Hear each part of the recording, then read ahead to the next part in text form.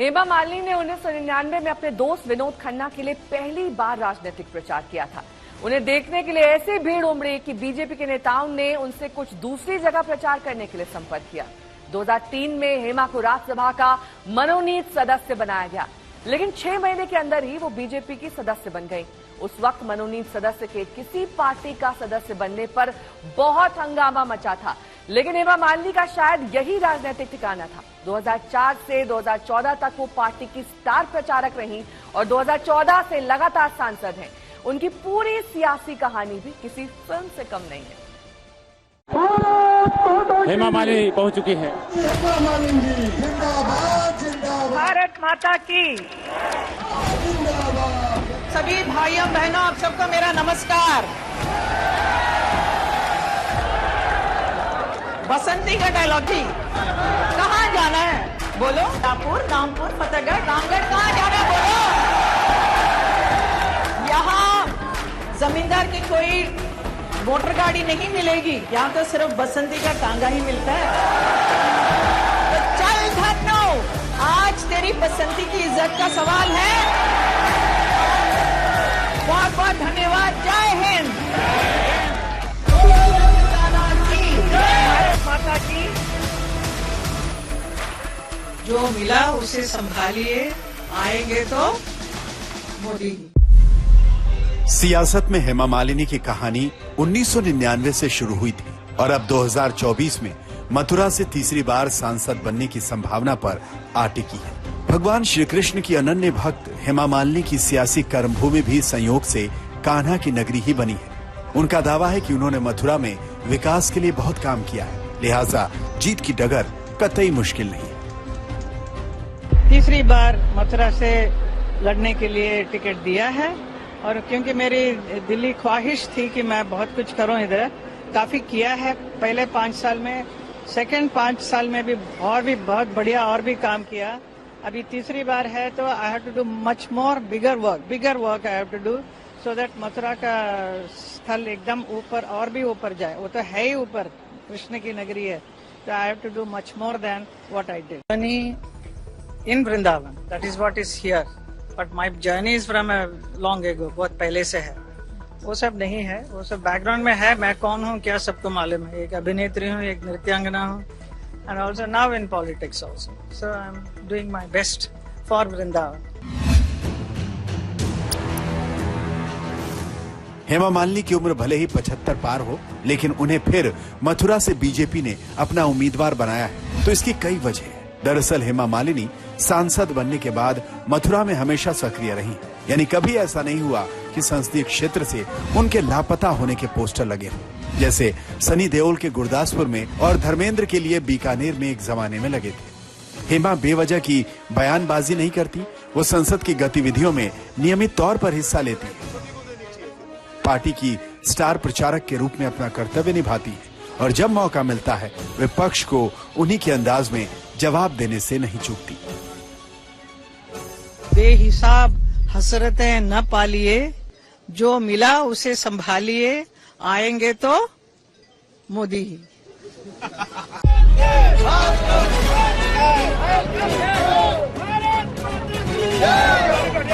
इसके अलावा हेमा मालिनी की एक पहचान दक्षिण भारतीय ब्राह्मण परिवार के महिला की भी है और ये बात भी सियासी बिसात पर उनके लिए मुफीद है। हेमा का राजनीतिक करियर अब करीब 25 साल का हो चुका है, लेकिन उनकी राजनीति में एंट्री की कहानी दिलचस्प है।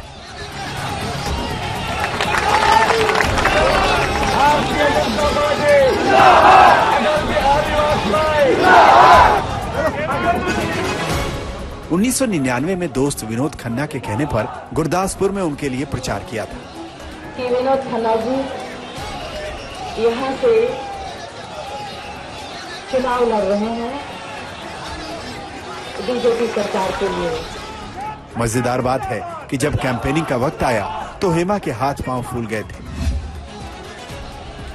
क्योंकि उन्हें चुनावी भाषण देने का ना तो अनुभव था और ना ही हौसला। ऐसे में उनकी मां जया चक्रवर्ती ने उनका भाषण लिखा। हेमा जिस दिन मंच पर पहुंची तो उनके हाथ में मां की लिखी हुई स्पीच थी और इस स्पीच की पहली लाइन थी, मुझे धर्म जी ने भेजा है आप सबके बीच। मैं पंजाब की बहू। अटल बिहारी वाजपेयी फिल्मों के शौकीन थे और क्रांति फिल्म के निर्माण के दौरान वो मनोज कुमार को कुछ सलाह भी दे रहे थे। उसी वक्त हेमा मालिनी से उनकी कुछ मुलाकातें हुई थी। फिर भी जब विनोद सांसद बने तो अटल जी ने हेमा मालिनी से राजनीति ज्वाइन करने को कहा। लेकिन 2003 में पहली बार सांसद के तौर पर हेमा राज्यसभा पहुंची तो मनोनीत सदस्य बनकर। हेमा मालिनी ने 16 अक्टूबर 2003 यानी अपने जन्मदिन पर ही शपथ ग्रहण की थी। हेमा का राजनीति में कोई अनुभव नहीं था, लेकिन उन्हें संसद लुभा रही थी। हाँ, वो इतना जरूर कहती हैं कि जिस वक्त इंदिरा गांधी ने इमरजेंसी लगाई थी उस वक्त उन्होंने भी अंडरग्राउंड नेताओं को छिपाने में छोटी सी भूमिका निभाई थी। हेमा मालिनी के राज्यसभा में आने के कुछ ही दिन बाद यानी 2004 में बीजेपी ने धर्मेंद्र को बीकानेर से टिकट दिया। वो भी जीतकर लोकसभा पहुंच गए। इस बीच मनोनीत सदस्य होते हुए भी हेमा मालिनी ने बीजेपी ज्वाइन कर ली। हंगामा खूब मचा, लेकिन हेमा का कहना था कि वो खुद को बीजेपी की विचारधारा के करीब मानती है। हेमा बीजेपी में एक्टिव हुई तो पार्टी ने 2010 में उन्हें उपाध्यक्ष बना दिया और फिर 2014 में मथुरा से चुनाव लड़ने को कहा। हेमा कृष्ण की नगरी में आकर गदगद थी। उनके प्रचार के लिए धर्मेंद्र भी पहुंचे।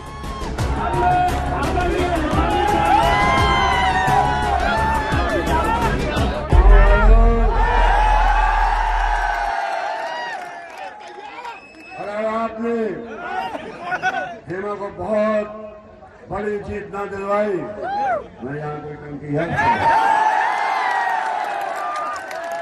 उस पर चल जाऊंगा।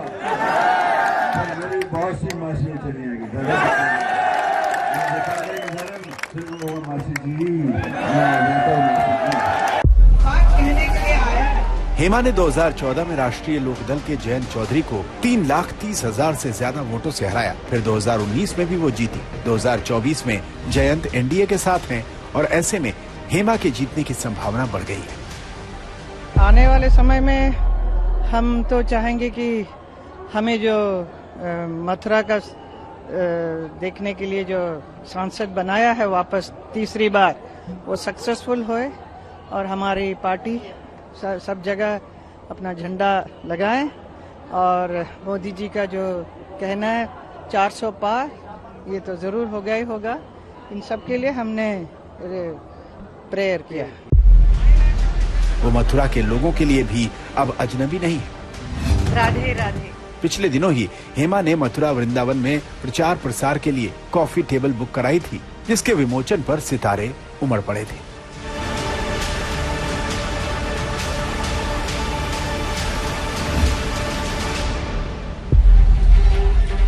इसके अलावा हेमा अब एक्ट्रेस से खांटी राजनेता बन चुकी है। उन्हें लोगों को लुभाने की कला भी बखूबी आती है। बसंती का डायलॉग चाहिए ना?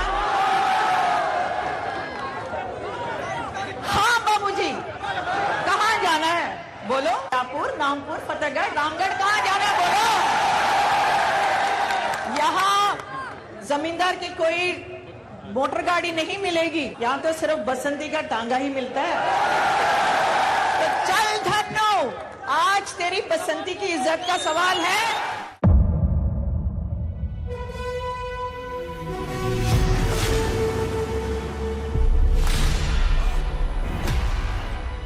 मुद्दों का मैदान, तर्कों पर घमासान। क्या बताना चाहते हैं इस देश को? किससे किसकी ठनी, किसने दी किसे पटखनी। क्या सच है जिसको छिपाने की कोशिश? खबरों की दुनिया का सबसे बड़ा अखाड़ा दंगल देखे मेरे यानी चित्रा त्रिपाठी के साथ रोज शाम 5 बजे सिर्फ आज तक पर। ना पक्ष ना विपक्ष, ना लेफ्ट ना राइट,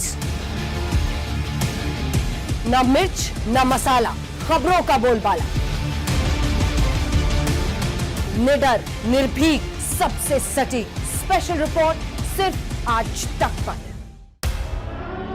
एयर रेड के ये सायरन समय समय पर आपको सुनाई देते। शौर्य की, भारत और चीन के बीच साहस की, सभी बाढ़ग्रस्त इलाकों का हवाई सर्वेक्षण किया है। सरोकार की, गाजीपुर में किसान से बातचीत करें। संघर्ष की, कश्मीर को आगे बढ़ना होगा। संयम की, भावनाएं भड़की या दंगे भड़काए गए, सवालों की, जनता के लिए, जनता के द्वारा, जनता की दस्तक। श्वेता सिंह के साथ सिर्फ आज तक पर।